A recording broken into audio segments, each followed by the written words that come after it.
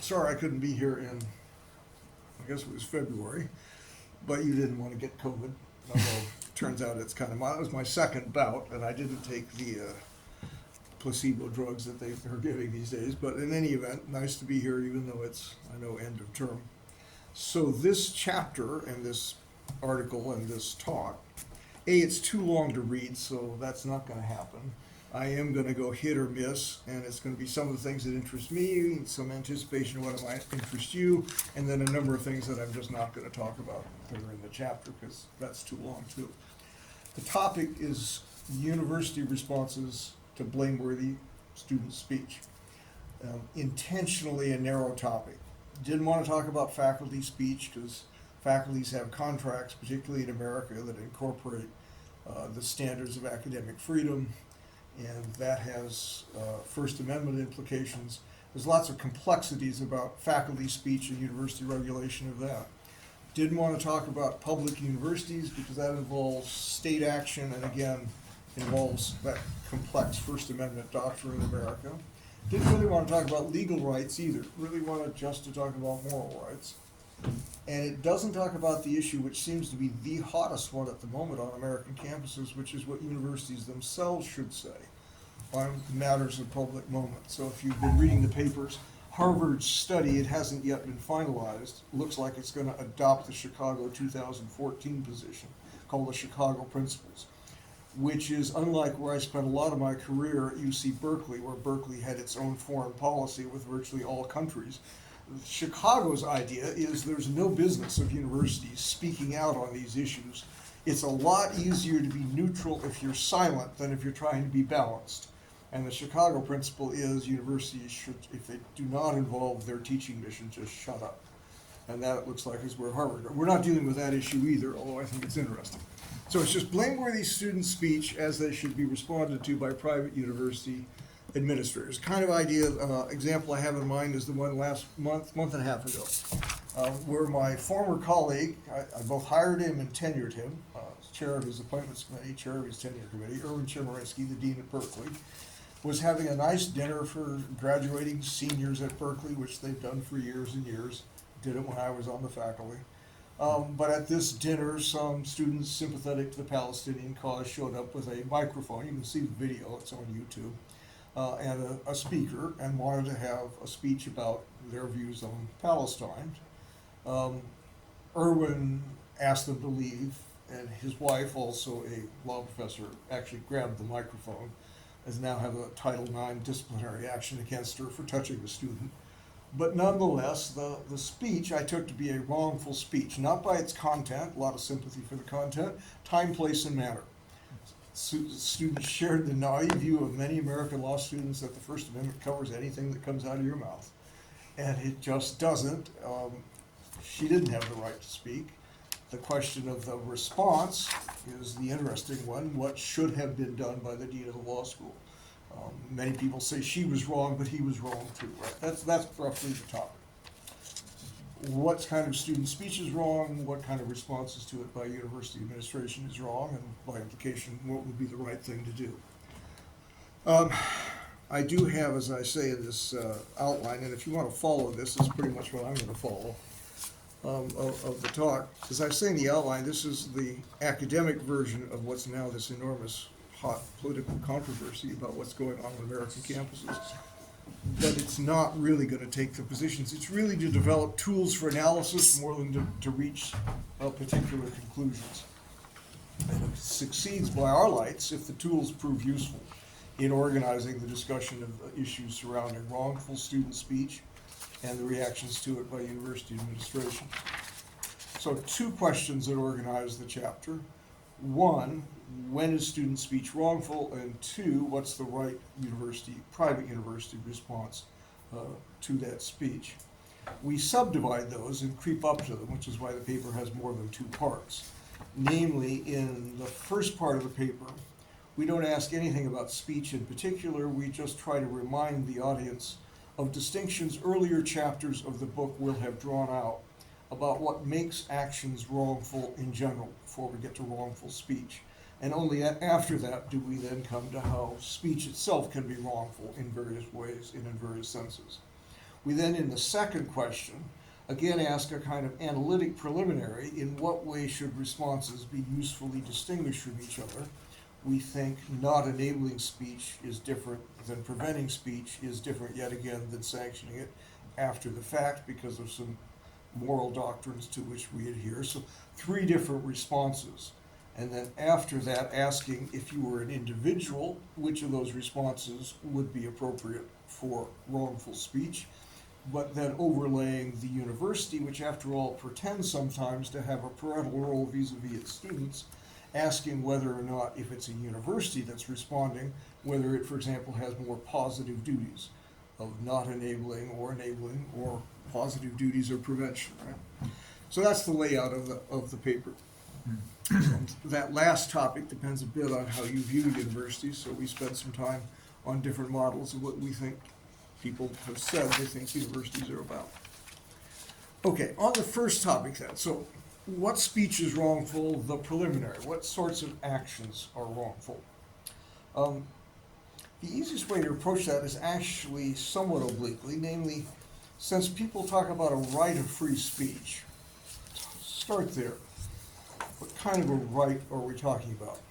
It's not exactly the opposite of wrongful speech, because on our view of things, if you don't have an exclusively rights-based view of morality, something can be right without you having an antecedent right to it.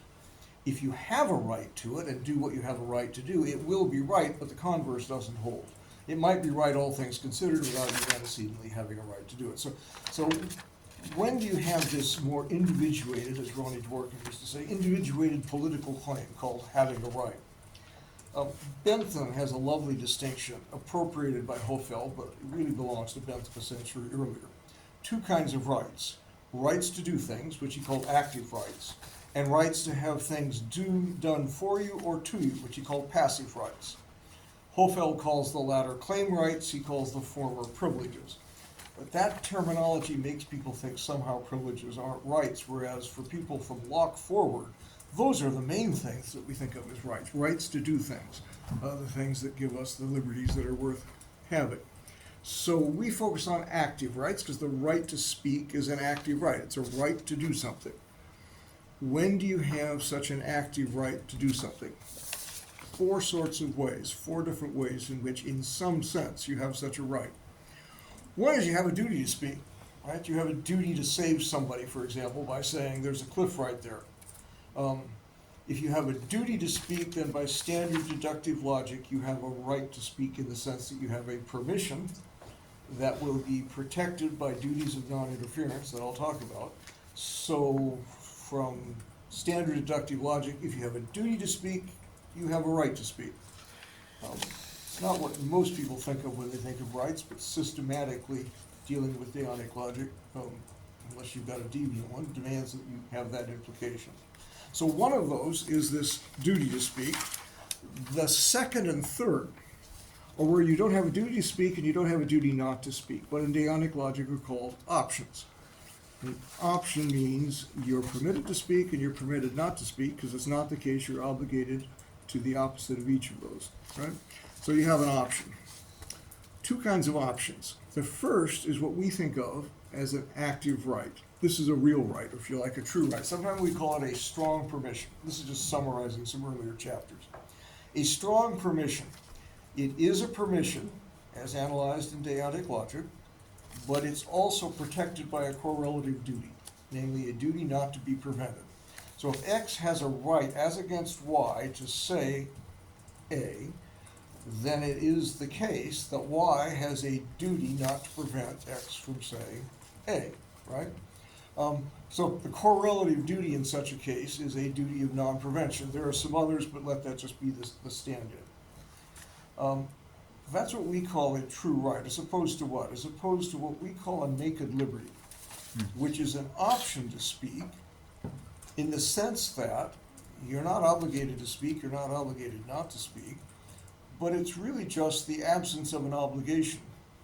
As Hofeld says, the correlative of such a bare liberty, he calls them privileges, such a bare liberty is simply that no one else has a right that you not speak. Namely, it's the no right you not speak correlative that's famously the Hofeldian correlative for privileges. Herbert Hart once said, you really wonder whether that deserves the name of right.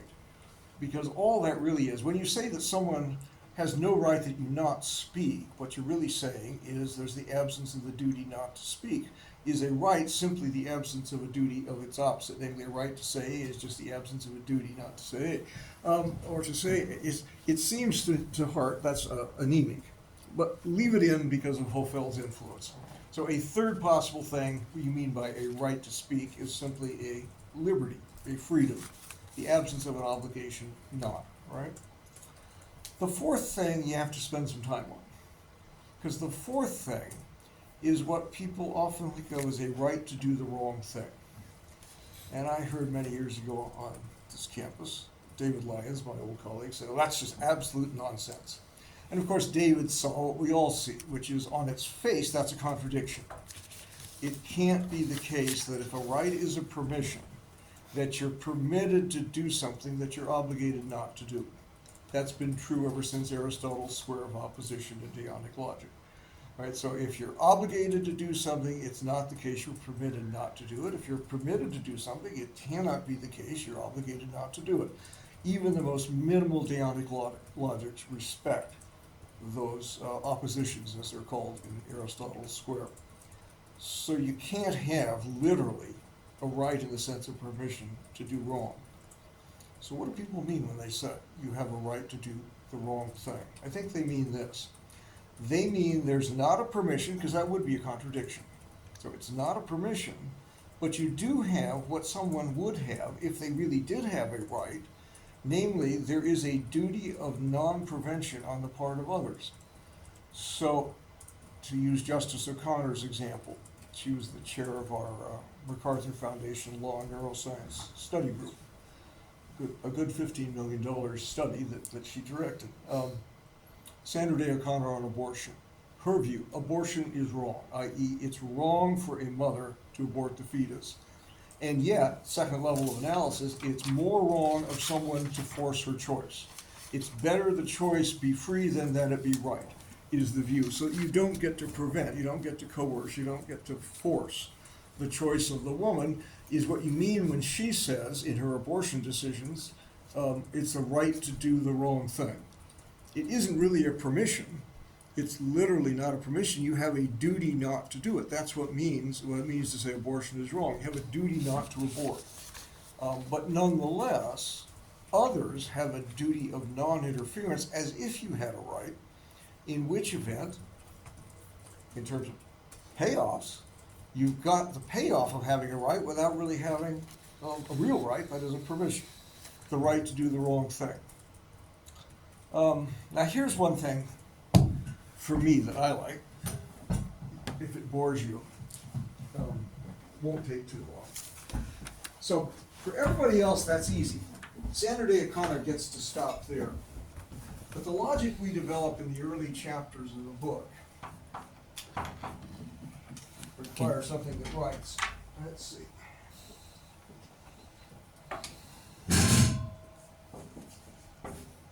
Boy, end of term really draws it out, man. Let me try one more. I can do it orally, but it's a hell of a lot easier to see. All right. So suppose somebody X has a strong permission as against Y, and we'll use X for the subscript here, that X gets to do A, right?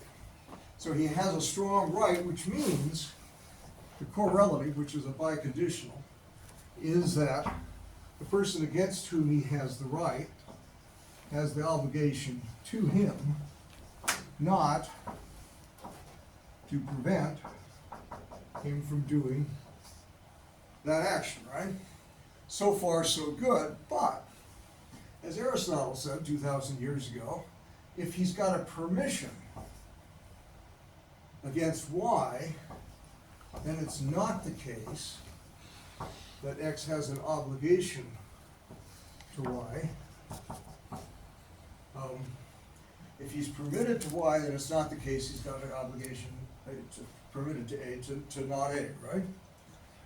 Once you substitute the equivalence, Then you get if this, then that. Do a contraposition, and you get if X is obligated to Y, to not do that action, say not do an abortion, then it is the case that it's not the case that Y is obligated to X to not prevent X doing A. That seems to say, if it's wrong to abort because the mother has an obligation to the fetus not to abort, then it cannot be the case that somebody else is obligated not to prevent the abortion. That seems to contradict the O'Connor solution to there being a right to be wrong. So I gave this at Cambridge. Matt Kramer was stringently jumping up and down on this one. Here was my answer to Matt, why you shouldn't jump. In the case, go with Hofeld, each obligation and each permission is specific to individuals. In which event, in the case of an abortion, the mother is obligated to the fetus not to abort the fetus, and therefore it's not the case that the fetus is obligated to the mother not to prevent. Well, fetuses don't make it defamatory speech. So X is obligated not to make a defamatory speech about Y, implies that Y can't be obligated against X not to prevent him from doing so. A corollary of our view of rights in general is a general right of self-defense against wrongdoing. The person wronged, the person to whom a duty is owed, necessarily has no obligation not to prevent that wrong if they so choose. We like that. That's what leads from our chapters doing this to our self-defense chapters, where self-defense fills out in detail what exactly you do get to do by way of preventing it if the wrong is somebody trying to kill you. So we do some fancy footwork on the right to be wrong, but we get to salvage it in the O'Connor manner by this device of asking who it is. The person wronged cannot have an obligation to prevent, but other people can. Oh, Mike. sorry. Okay, I said that would take a bit. It wasn't terribly long, right? Now, so far we've only done deonic categories of what's permissible, obligatory, and building out of that what's a right. We overlay in the paper something a huge part of the book does in the middle, which is the archaic categories. We're pluralists. Some people are monists in their ethics. Some people think you can reduce the archaic judgment of vice and virtue to deontic states of permission and obligation. Others think the reverse. You can reverse deonic good, right and wrong to the archaic. We're pluralists. We think both sorts of moralities exist. They have different jurisdictions. One judges actions and intentions, that's deonic morality. One judges character traits and motivations, that's the vice and virtue of archaic morality. The archaic categories are different. Archaic categories are not the permissible, the optional, the obligatory.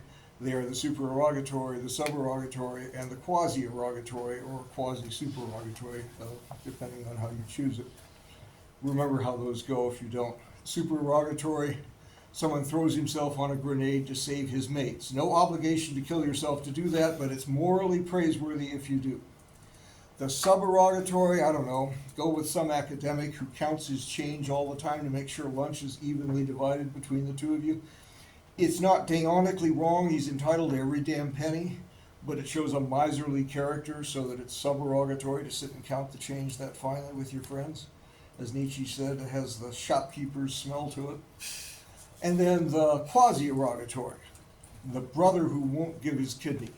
If he gave the kidney, he doesn't have to, he doesn't have an obligation to give up a kidney to his brother who's going to die without it, but nonetheless, it would be supererogatory if he did.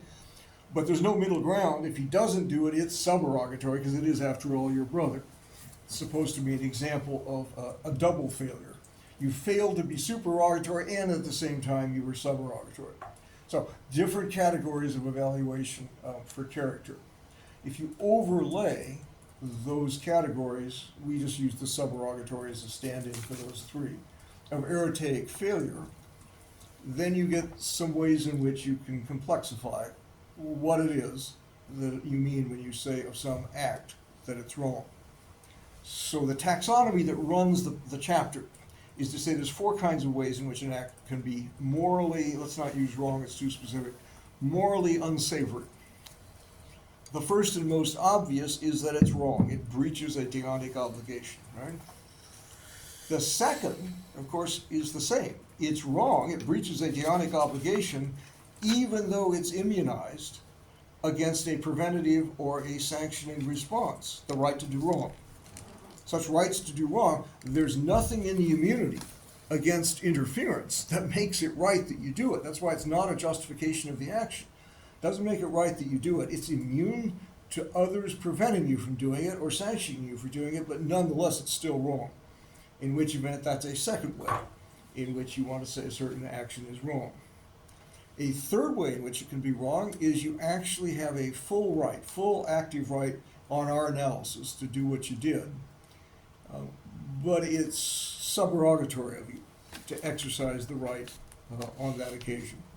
You have a full right to actually get an even split on your lunch with your colleague. But nonetheless, it really speaks poorly for your character that you so insist. And then there's the last possibility, which is you don't have a full right, you simply have a Hofeldian privilege. You have a naked liberty, what we call a weak permission, to do what you did. Others, of course, can prevent you from doing what you did. In fact, they can do what you did and prevent you from doing it. Hofeld's example are buffet lines. There's one portion of shrimp salad, he says, left, and you come up and grab it, and that prevents anyone else from having it, right? You're fully entitled to do that, and in that sense, it's not a wrong action. But what if you do it in the way J.L. Austin used to put it here at Oxford all those years ago? He was imagining, he says, look at high table. His example was, how do you steal a dessert, your second dessert at high table you're not entitled to, right? He says, you can be a glutton, but it doesn't require the clumsy gluttony of Hollywood. You can be a graceful, subtle, and he gives us this picture of sneakily reaching over and getting that glacé as it heads your way. You can be gluttonous in your exercise in a way that reflects poorly on your character. It's not deonically wrong, but nonetheless it shows bad character. So notice four ways in which something could be wrong. Breaches an obligation even though it's immunized against adverse response. It's a right, but nonetheless a right abused because it reveals a vicious character, or it's a license, a liberty, a privilege, but also reveals a vicious character. So put some meat on that for speech, the second part of that first question. What kind of examples? In the paper we run through a whole bunch of things. One is intrinsically wrongful speech, speech that violates an obligation. One possibility is it's just intrinsically wrongful to say it. I'm not sure everybody agrees there are such things. Maybe there are. Newspaper article a few days ago, did you see that guy worked on The Apprentice, finally got his contract to expire so he could reveal what had been rumored, which was Trump actually used the N-word with some consistency during those Apprentice tapings. They're locked in the NBC safes, so unless somebody breaches something, we won't see them or hear them. But nonetheless, the N-word, some people think the N-word is intrinsically wrongful speech. Certain people think images of Muhammad are intrinsically wrongful speech. There's a possible category. Most speech is wrongful not by intrinsic nature of the thing said, but rather by some other aspect of it. The most obvious one is it does an unnecessary harm, right? It hurts. Holmes's old example, you shout fire in a crowded theater. That hurts people because they get up and they panic and they hurt each other. Or defamation, false speech that hurts somebody. So there's speech that harms people in physical ways, reputational ways, speech that harms people emotionally. One of the earliest English cases on the intentional infliction of emotional distress. Person tells the wife falsely that her husband's been involved in a carriage accident and he's crippled and he's really seriously hurt, danger of dying, and so forth. None of it's true. It's just to cause her distress. That's speech that you have an obligation not to do, wrongful speech, because it causes, in that case, emotional or psychic distress. We have a long discussion of speech that is wrong because it's false. And here you have to be careful, because we know there's a lot of false speech out there. We're going to have an immunization later on for false speech that could reasonably believed to be true speech. But even without that, just notice that it's false makes it wrong to say, because speech works for us in making us a community and advancing ideas and doing all the good things it does, allowing us to solve problems we can't solve by ourselves. It does all of those good things because, by and large, people are telling the truth. And if it's false, it doesn't advance those goals. Now, that doesn't mean it's punishably false, because remember, punishment requires not just wrongdoing, but culpability. That's lying. That's not telling a falsehood. That's lying. And lying with culpability may indeed not just be wrong, but a culpable wrong that could be punished. So when you say it's wrong, it doesn't mean you get punished for it unless it's culpable.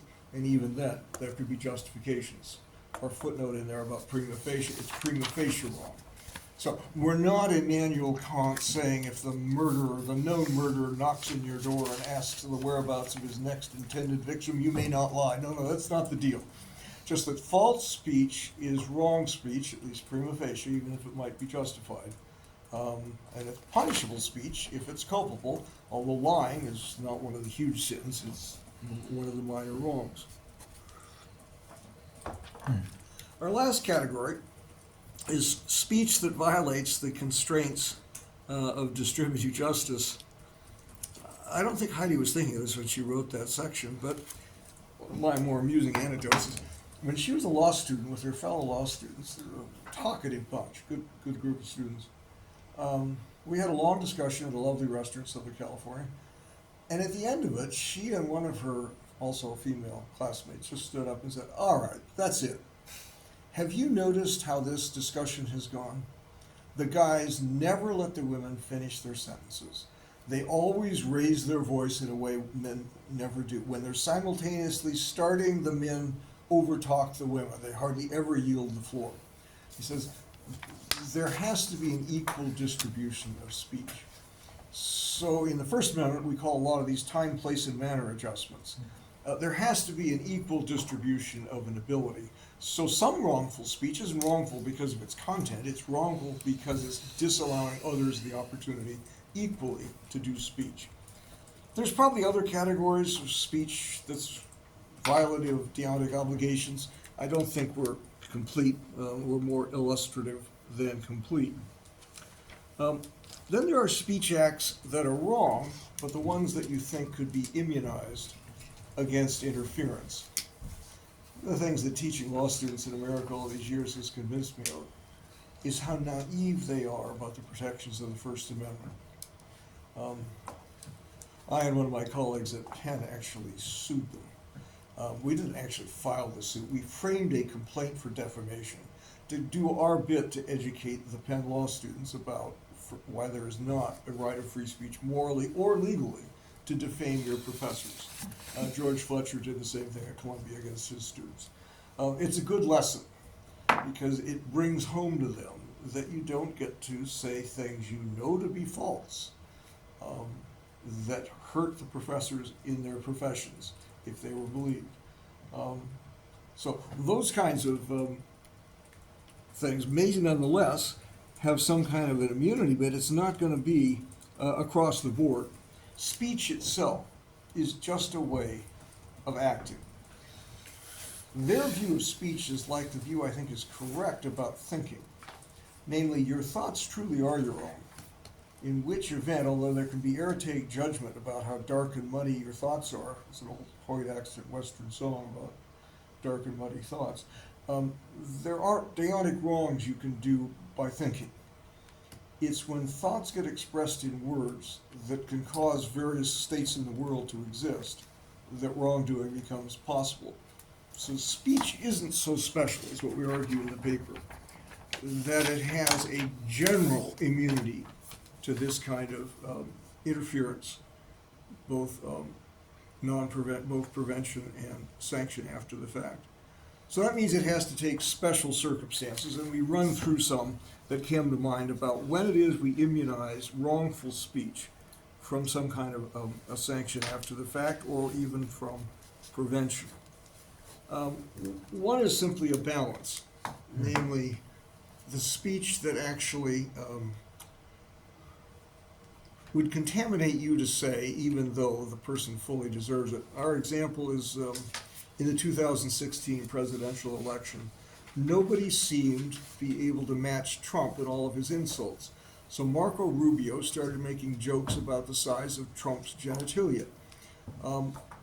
That speech is probably a response better not made, because all it did was make Marco Rubio look smaller, not literally smaller, look worse himself. It was a speech, he should have let Trump's insults go by the board. He shouldn't have responded by sanctioning him in that way, because the cure was worse than the disease.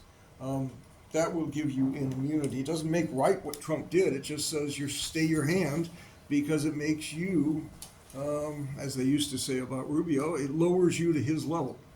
You would have been better off had you not responded. You should have granted that as an immunity. Speech that serves an educating function, one that comes up on university campuses a lot. If you like Morgan Forster novels, the fourth one, at least the fourth published during his lifetime, was Howard's End. In Howard's End, Margaret says to some shallow resolution of an issue they're discussing, where the shallow person, I believe it's the wife of Henry Wilcox, the shallow person says, well, you have to meet in the middle on this. And Forster, through Margaret, says, no. You can only understand the middle position if you first traverse the poles. You have to first visit the pole and the dialectical opposite of the pole before you actually understand why the middle is the truth. There can be beliefs that have path dependence to them, which means if you're on the path, even though it's not true, it's speech that should go uncorrected because it's a necessary route to the truth, the educating function of some false speech. So even though it's false and wrong because it's false, it should be immunized because it's on the way to truth in a very specific way. Speech made more valuable by autonomous utterance. An example of that actually is in Boris Pasternak's Dr. Zhivago. We were, for 3 years after the fall of the Iron Curtain, trying to teach political theory to former communists, set up by the German and American government. As I said, we're trying to make you running dogs of capitalism. Anyway, one of the things, when Heidi was teaching Marxism to fellow communists, they had no sympathy for it. I said, look, if there's an equality to Marxism which has some appeal, but you have to come to that on your own. If all you get is absolute doctrinaire inculcation of a belief, it's worthless to you, which is why we don't want to hear it anymore. Boris Pasternak has Dr. Zhivago say the same thing when they take away his apartment in St. Petersburg. He says, it's right, it's too bad they force us to think that.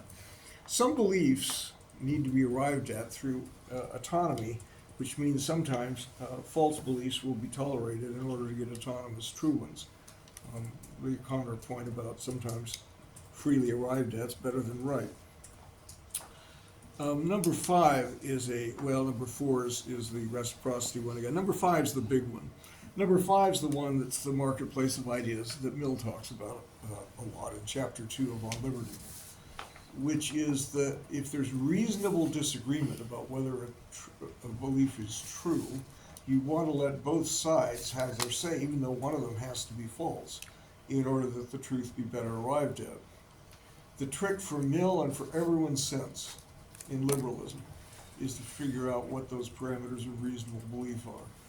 You can't do what my old dissertation advisor Jack Rawls did in his second book. You can't say that people who oppose abortion are unreasonable. That's not an unreasonable belief. It's not one I share, but it's not an unreasonable belief. Things that are unreasonable, I don't know, taking bleach for medicine, for example, that the earth is flat, a number of those, and some moral beliefs, that beheading Jewish babies is okay. There's a number of beliefs that are simply out of the bounds. It's a tricky line to draw, but every society that pretends to be liberal has to draw it. In which event you tolerate an awful lot. You immunize an awful lot of speech that turns out to be false because of the possibility that it might be true. The last category is speech one either has a right to do or is at liberty to do, but nonetheless is archaically, to use a generic word, archaically bad. Example of the first, the ones we use, you tell someone about an old affair that their spouse has had that has nothing other than titillating value, so it's not something they need to know. Tell some child that they're adopted who doesn't have a need to know it.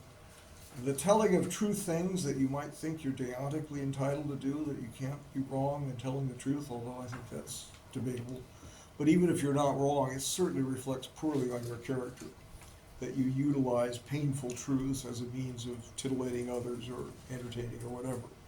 And the same is a fortiori true if you simply have a liberty or a privilege rather than an actual right to do so.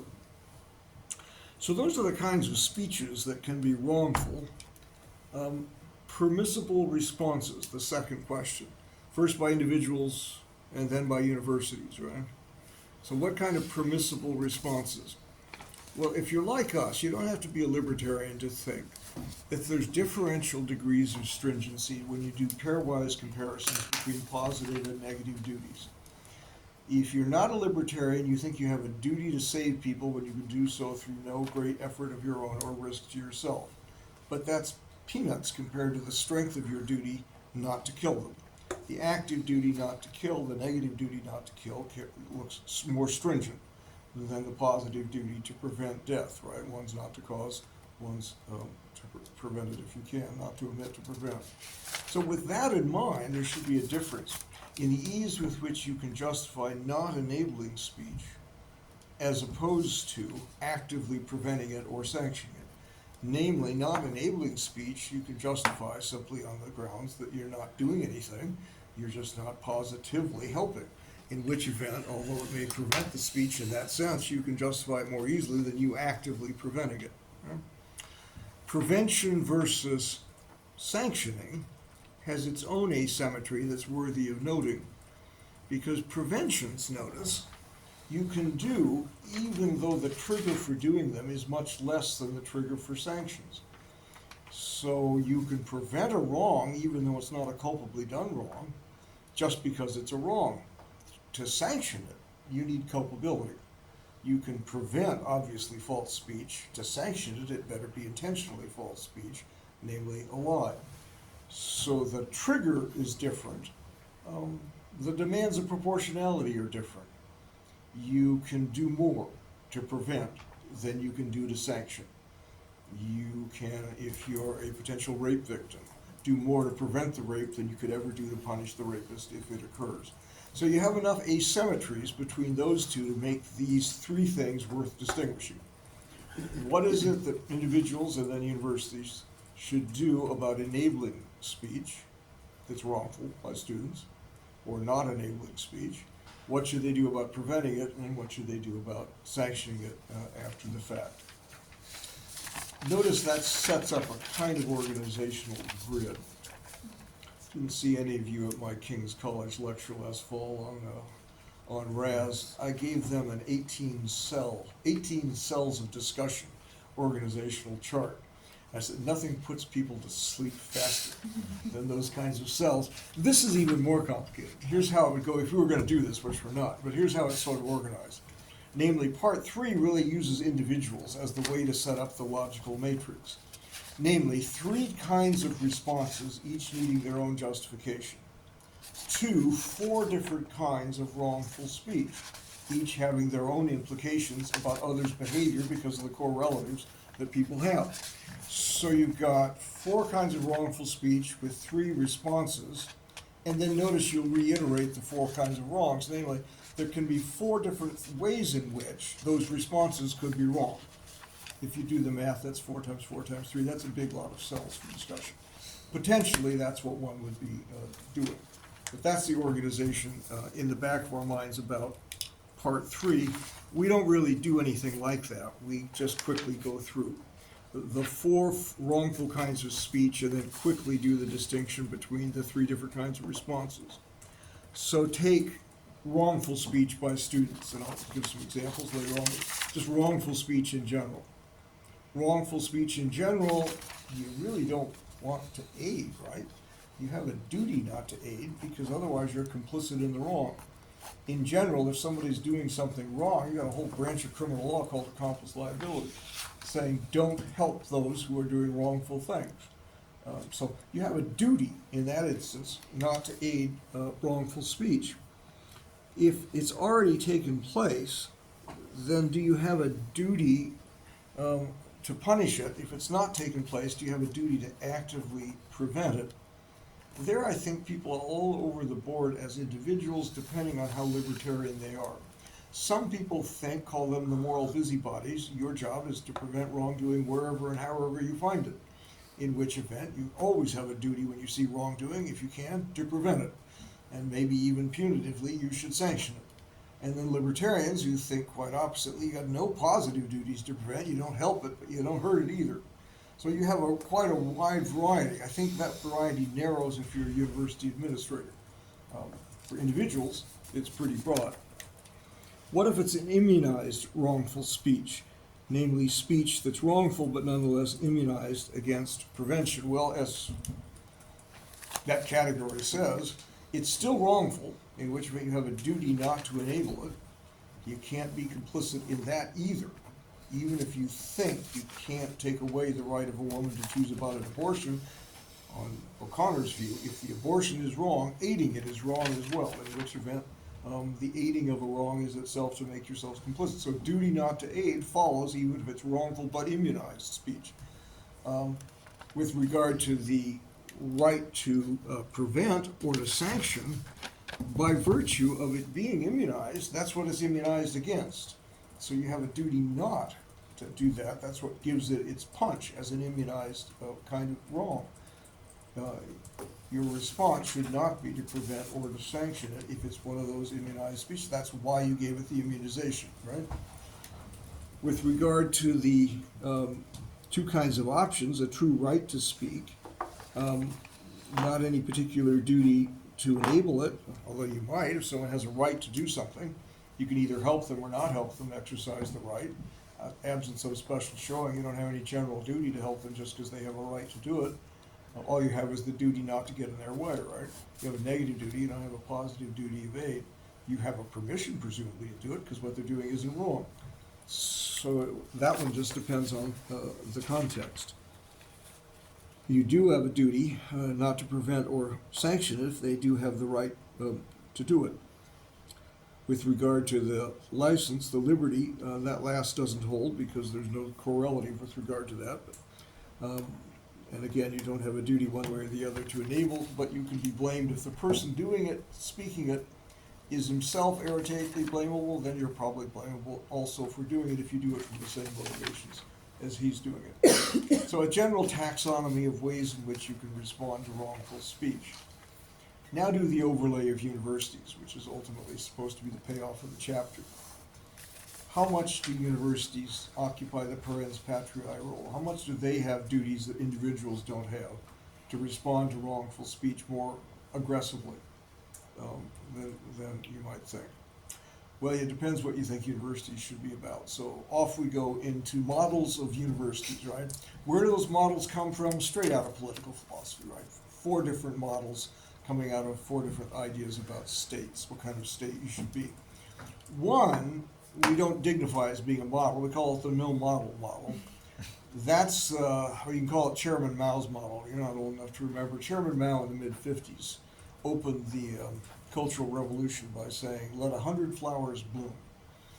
Suppose it's true there are so many universities with so many diverse agendas that as a student or a parent of a student, you can pick what you want. As long as there's truth in advertising, and as long as there's a sufficient variety, you could say we don't need an overarching model of what universities as such should be about, because people can pick and choose. Let them be about any damn thing. If you want to go someplace, like 2 of Heidi's cousins who spent a year and a half at Boulder, staring at Buddhist psychotherapy, trying to see what it was like to be yellow. Let them choose it, right? That was her reaction. In any event, you could let that, but notice that doesn't solve the problem, because each university has to decide what's the model appropriate for it. It can't be agnostic about models, it has to have one. So it's going to have to pick now one of these four models. The first two, I think, are really non-starters. I was on the plane and I read this article by this Northwestern law professor, came out just 2 days ago, called The Democratized University by John McGinnis. He's a young professor at Northwestern Law School. We call that the majoritarian model. That's a model that somehow thinks university administrators are hostage to their, stakeholders. They're stakeholders in the way that a polity is hostage to its citizens, right? Just have to see what they most want as they express it through their political action. The analogous model is just the market alternative that our free market friends in political theory have, which is, well, if you really want to know what people most prefer, look how they vote with their bid prices in markets rather than by political action.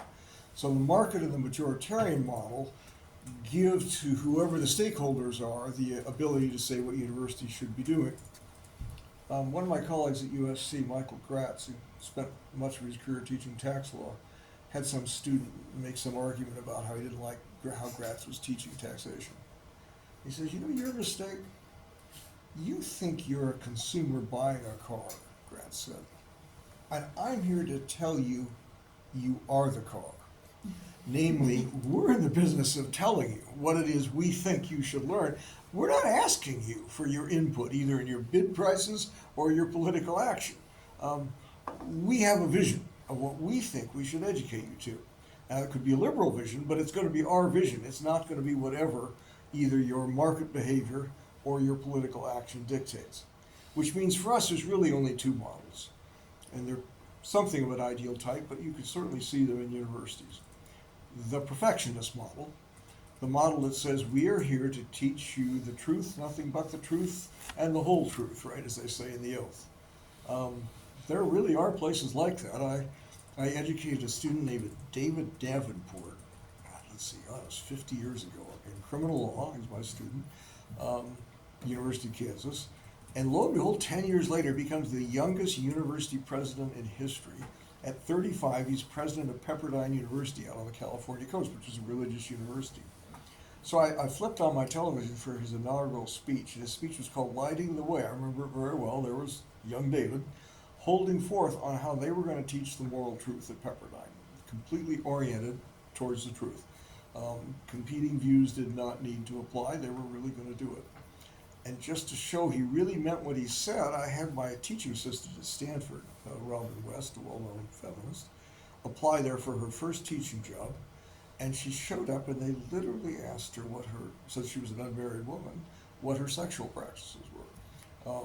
Because they didn't want any bad role models for their students. They said, we know what the truth is on this stuff, and that's what we're going to have. So there really are perfectionist universities. Heidi had the same experience when she interviewed the University of San Diego. Sister Fury was her name. Said, well, young lady, I want to know how you would teach abortion. I know that when you get to constitutional law, you got to do that case called Roe versus Wade, but tell me how you're going to teach it. She said that while Sister Fury was throwing pills to sterilize the pigeons on her balcony. And Heidi said, what are those pills? She said, oh, they're birth control pills. They sterilize the pigeons. So she's asking her about abortion. Anyway, throwing out pills to sterilize the pigeons. There are really perfectionist universities. Most universities at which we have taught have been what we call liberal models, namely within the reasonable bounds of things that might be true. You want all viewpoints represented, so students both get a chance of seeing what the truth is, but also understand how to reach it and argue for it. That doesn't mean you teach Nazism on campus and other unreasonable beliefs outside the pale. The liberal model is what I think most universities actually mouth. They model the liberal state in their allowing equal competition between all reasonable competing viewpoints, ideologies, right? So how do we apply that to various now famous cases? In our paper, we go through a number of them. Let me just give you one of each here. I'm down here on the last page under B, if you're looking at the libretto for this opera. The case we use for wrongful speech, I mean, one could use the Erwin Chemerinsky one, but that's time, place, and manner. The one from Cornell I found absolutely amazing. This is this guy named Patrick Day, who said at Cornell on a website that was dedicated to all innocuous things, the Greek fraternities on the Cornell campus and Greek issues. What are they worried about? Sort of where do the prom and things, right? And he posts this thing that literally says, I want to quote it, that Jewish people are pigs and rats, and that he was going to bring an assault rifle to campus and shoot all of you. And further, he says he's going to stab and slit the throat of Jewish men, rape Jewish women, and throw their bodies off of a cliff and then behead Jewish babies, and it was signed Hamas. I take that to be wrongful speech. I don't think there's a perfectionist view out there substantively that would license that as not being wrongful speech, in which event the models there, I think, don't make any difference for that kind of an example. Even a liberal institution, self-proclaimed liberal institution like Cornell, had no problem. It couldn't prevent that particular speech, but it could certainly prevent it in the future by not having him have access to that website. I don't know that it was a university-provided website, but it might have been. But it certainly had the option of sanctioning him, and it suspended him immediately. It expelled him almost as quickly, and then it invited the federal authorities in who have arrested him for the federal felony. Didn't know this was on the books, of using interstate means of commerce to threaten to kill or injure another person. So he's pled guilty to that. He's facing 5 years and $500,000 fine. The prosecution's sentence recommendations is 15 to 24 months, 2 months in the federal pen. So wrongful speech, probably rightfully sanctioned. You can argue about to what degree that's the right sanction. Wrongful speech rightfully sanctioned. How about wrongful speech that's immunized?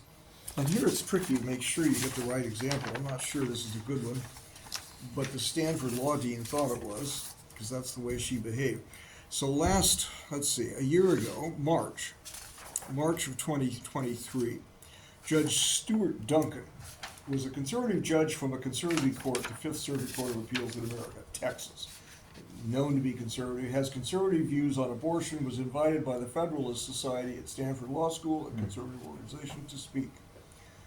A mass of students showed up unsympathetic to his views and basically shouted him down, kept shouting. It wasn't just that the noise prevented the speech, they were shouting on his abortion views, "We hope your daughter gets raped," and stuff of the sort. So some pretty wrongful speech.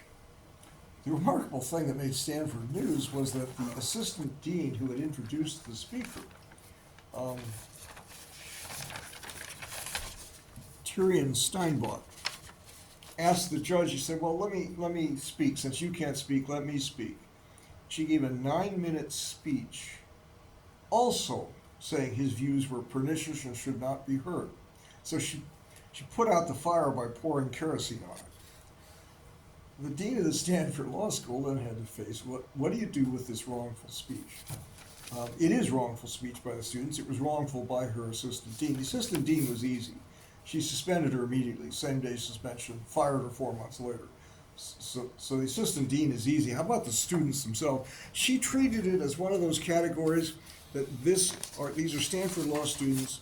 This is an educational moment on the meaning of free speech and its value. And rather than expelling them or suspending them or sanctioning them by taking away their scholarships, the things you can do, she mandated training, but not just for them, for the entire Stanford Law School on the nature of free speech. And got a lot of credit for the soft approach to reaffirming the value of free speech without sanction.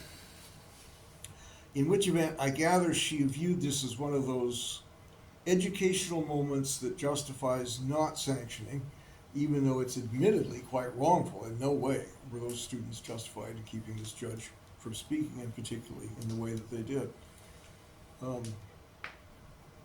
always thought she got more credit than she did. She was made in August the provost at Stanford, and the supposed training was 5 one-hour videos the Stanford law students could look at any time over the next 6 months, but there was no computer program in place, unlike their sexual harassment training or alcohol abuse training, to check whether they actually even clicked the links on. So a number of students just said they just didn't even click the links, they just attested that they had watched it. So a virtually meaningless set of videos that hardly any of the students seemed to watch. But nonetheless, she treated this as an immunized speech that therefore could not be sanctioned but could be used for educational purposes. Example of the third kind, subrogatory speech. The speaker had the right to enter. I thought that the Harvard Students for Palestine on October 7th, when they issued their statement, had the right to say what they said, which was, on their view, Israel was responsible for the situation that led to the massacre on October 7th in Gaza as the Hamas crossed the border.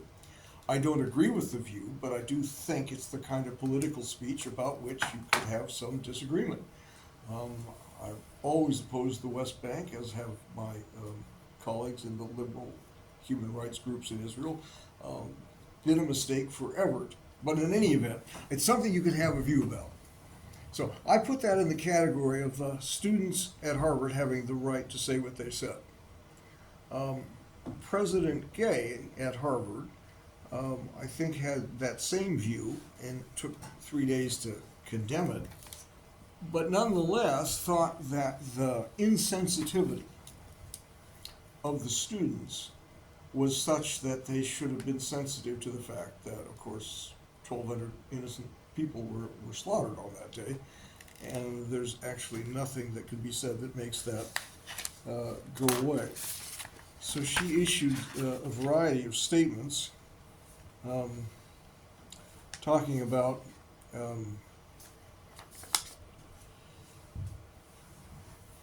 their statement was, "We, the undersigned student organizations, hold the Israel regime entirely responsible for all unfolding violence. This apartheid regime is the only one to blame. The coming days will require a firm stand against colonial retaliation. We call on the Harvard community to take action to stop the annihilation of Palestinians." So President Gay, rightly I think, said, the students have the right to speak for themselves on this issue, but then condemned what they said by saying they've abused the right, by which I take to be that's archaically abused the right, in manners that reveal their crass political opportunism. She wrote, such inhumanity is abhorrent, whatever one's individual views of the origins of long-standing conflicts in the region.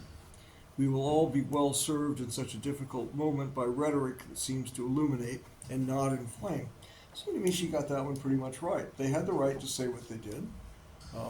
They shouldn't be sanctioned for it, shouldn't have been prevented. But nonetheless, one can say, archaically, it expresses some lack of sympathy for people to actually ignore that 1,200 people just got slaughtered on the very day that they got slaughtered. The sanctions that others were imposing then became an issue. If you remember, the CEOs of a number of companies, the senior partners of a number of law firms, sought out the names of the students who'd signed the petition so they could make sure they never get hired in any companies over which they have influence. Is that an appropriate sanction? Well, no less an advocate of free speech than Erwin Chemerinsky, the dean at Berkeley, said, look, they're entitled to that. They're entitled. If they don't want people with those views, those kinds of characters in their law firms or their businesses, they're entitled not to hire them. But things went beyond that. If you remember, there was a truck running around Harvard Square with the names and pictures of the students. They were basically doxxed in a way that then led others to condemn that excessive form of sanction. So errate condemnation is one thing, but the way in which some were trying to actually discipline these students looked like it was getting excessive. Last example, the one of University responses when the speaker has only a naked liberty. Best example we found of that was at NYU last year, again just last year after the Hamas attack.